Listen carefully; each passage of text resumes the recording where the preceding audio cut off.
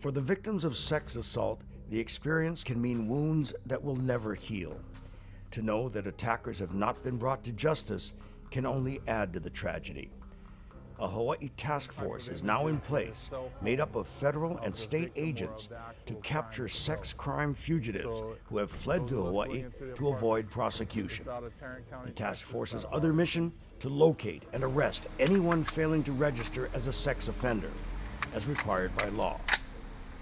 The task force operates under the Adam Walsh Act, federal legislation named for the young sex crime and murder victim who was the son of John Walsh, host of America's Most Wanted. That program began as a response to Adam's tragic death and as a way to track offenders who may try to relocate, hide from authorities, and strike again.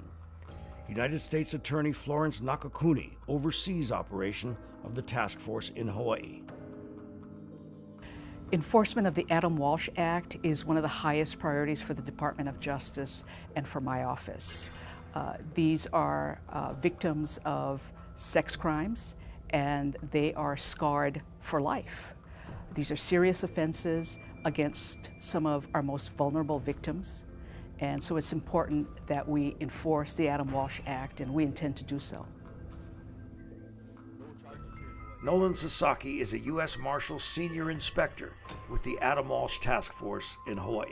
Many times when the sex offenders are targeting juveniles, when they move into a new area, they will create opportunities for themselves to be around children. For instance, they'll befriend the single mother who's down the hallway who needs childcare with latchkey children. She's juggling a job and she has a social life that she wants to maintain or start.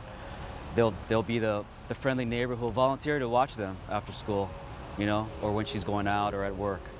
They'll volunteer to be the Cub Scout leader or the youth minister, or organizations like that would give them the opportunity to be around kids in a setting that would create an environment where they could they call it groom these kids, and that's just the way they operate. Between 60 and 70% of sex offenders know their victims or are family friends. More than 90% of offenders are men. There are 3,500 registered sex offenders throughout the islands.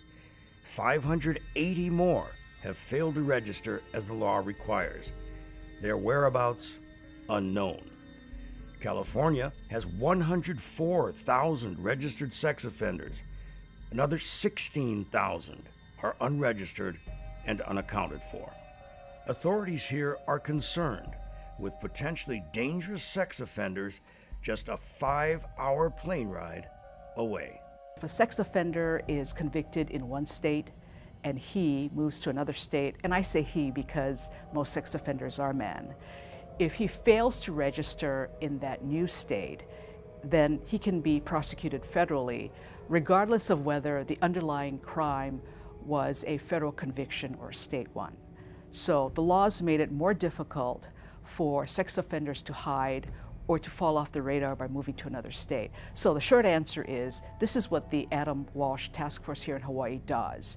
It pursues leads that it receives from other states, other jurisdictions, on sex offenders who are believed to be here in Hawaii. And the task force moves very quickly. With the permission of the Justice Department, we accompanied the task force on its core mission: to follow leads in the search for sex crime fugitives. By agreement, we were restricted from entering private property on these raids. On this day, the task force follows a tip to a house in Waimanalo, looking for Pete Leon Smith, a sex offender here from California with narcotics and burglary convictions. Smith has violated his parole and come to Hawaii to hide. A dozen agents surround the house and find Smith viewing pornography on his bedroom computer. They take him into custody without incident. Neighbors told the task force they had been concerned for the safety of a 14-year-old girl living at the residence. Have you ever registered in California? State Sheriff Jim Barnes is a member of the Adam Walsh Task Force. It's a feeling of relief knowing that, you know, we've caught somebody and stopped them for the time being. You know, it's up to the courts to keep them in jail, but the feeling is, you know, you're looking at them and you're trying to figure out, you know, what makes this guy do this type of crime. In an example of how the task force works nationwide, U.S. Marshals in Texas receive a tip that Kelso Rodriguez Huerta, an illegal alien wanted for aggravated sex assault of a child under the age of 14, is living in Oahu's Makiki area. The Texas Marshals contact their counterparts here, and Hawaii agents arrest him at his apartment in an early morning raid. U.S. Marshal's office. Kelso, back up. Let me see your hands. Back up. Down on the ground. Down on the ground. Down on the ground. Like I said, you have a warrant out of Texas for sex assault. So you're gonna be sent, you'll go to court over here because you'll be extradited back to Texas. Rodriguez Huerta's wife, also in the apartment at the time of the raid, said she was completely unaware of his past. For several years, he had been working around Honolulu as a handyman doing odd jobs. We've potentially saved, you know, other victims from him. I mean, there's more predators out there, but I mean, it's, you know, one at a time. But, you know, we've stopped him from committing any other crimes. When we return, another convicted and unregistered sex offender is captured. This time, just steps from a high school and hundreds of potential victims.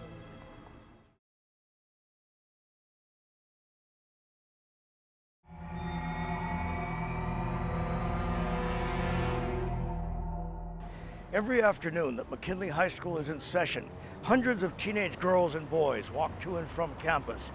In the afternoon, some wait for buses or other rides home. Many walked right past the apartment entrance of convicted sex crime fugitive Stephen Gregory Smith. Where did Smith live? Less than 200 yards from the McKinley High School campus. Smith was convicted of sex abuse in Oregon and failed to show up in court for sentencing. Earlier, he had been convicted of a sex crime in Texas, indecency with a child by contact. When captured by the Hawaii Task Force, Smith was working near his apartment as a janitor. It's the police. Stephen, open the door. We've got a warrant for your arrest. Open the door, it's the police. Agents had to use a battering ram to knock down the barricaded door and take Smith into custody. Door's going down. Police with the warrant. Police with the warrant. What do you say? Don't resist. Stop resisting. They got him there. Check the bathroom, see if it's clear. Is anybody else in here? All right. Pat him down. Pat him down. Okay. Got any injuries? Got any medication? Yeah, I think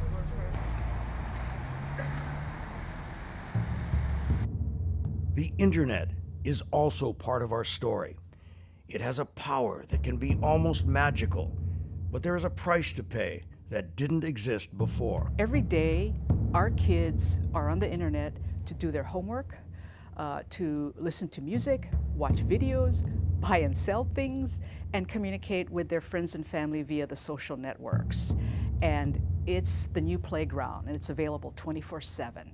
And it wasn't too long ago when parents' main media concern was a television. Now it's the internet. And as a federal prosecutor, I can tell you that notwithstanding all the good things about the internet, it is just another way for criminals to commit crimes. But while the internet should be used with caution, its power can also be a tool to combat sexual predators by educating parents and those at risk. For helpful information, log on Type in sexual predators and begin your search. In addition to monitoring internet use, what else can be done to protect against sex assault? For the young, parents need to know where their children are at all times. Be alert to teenagers or adults paying an unusual amount of attention to your children or acting inappropriately toward them. Teach your children that no one should approach them or touch them in a way that makes them feel uncomfortable. If someone does, they should tell you immediately. Shane Souza is a state sheriff and an agent with the Adam Walsh Task Force. I think a lot of people, they know, these individuals are sex offenders, but they don't get to see the whole history of them, the background, and exactly what took place during the crime. And when you see that part of it, yeah, I can't even let my kids go to the bathroom in the mall without, being right by the stall door, I'm just so worried about it, everywhere they go. Even in school, I got a tendency to look twice at the teachers and, the maintenance people, just to see, kind of body language they have. And everywhere, yeah, it affects me in all aspects of my life. For more information, please go to websites such as the Drew Shadeen National Sex Offender Public website at nsopw.gov and stopitnow.org. The commitment of the task force agents is unquestioned as the effort continues to take sex offenders off Hawaii's streets. They always tell you can't take it personal, but it's the safety of the children, and me being a father, me being a brother, I just couldn't, I don't know, I just can't see, allowing people to do that. So for me, it's kind of, I do take it personal. It's for the safety of the children, the safety of, the people. People like that need to be put away.